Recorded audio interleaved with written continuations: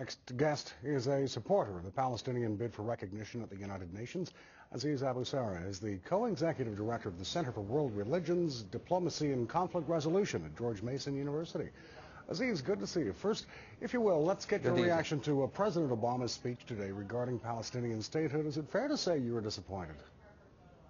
Yes, I am. I think Martin Luther King said a right delayed is a right denied, and the Palestinians have been denied the right to self-determination for the last 44 years of occupation. You know, if we go back to an American thing, the Wilsonian principles of the right to determine each nation right to determination, the U.S. has betrayed what it believed in. You know, it supported South Sudan, it supported Kosovo independence, and then through the UN, it was one of the first nations to support these nations. Yet when it came to the Palestinians who've been fighting for 44 years to get freedom and self-determination, now they are being told, no, you need to go back to negotiations that they've been engaged in for the last 20 years with no results and no consequences.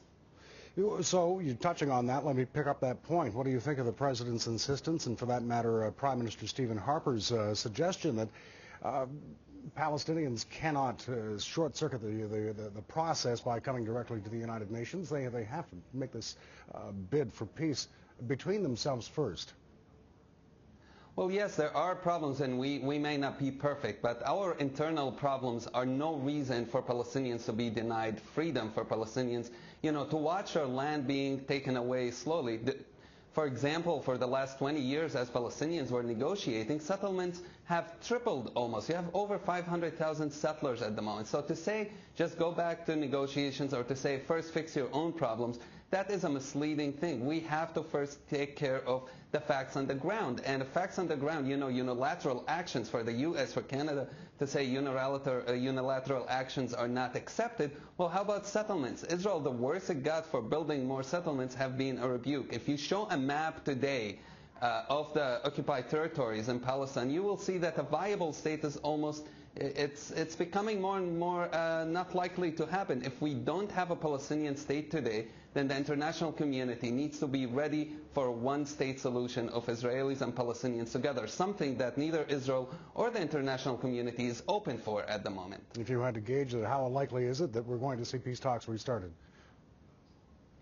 I don't think it's likely. You have to take into consideration that the Palestinian president, also watching what's happening in other Arab countries and watching the Arab Spring, and knowing that he needs the streets with him as well. It's not the old days where a Palestinian president can make a deal with the American administration, the Israeli administration. He's watching the ground, and the Palestinian people are tired of negotiations that leads to nowhere. And if he were to go back to resume the negotiations without any real change and compromises on the Israeli side, that will end up with a revolution within the Palestinian side. So I don't think we'll see any resumption of peace talks anytime soon, and I don't see neither the Israeli or the Palestinians on this end willing to change their opinions. So we have to have extra outside pressure to change either the Israeli and the Palestinian side to come together, and that's unfortunately is not going to happen for internal reasons, political reasons within the U.S. and other countries.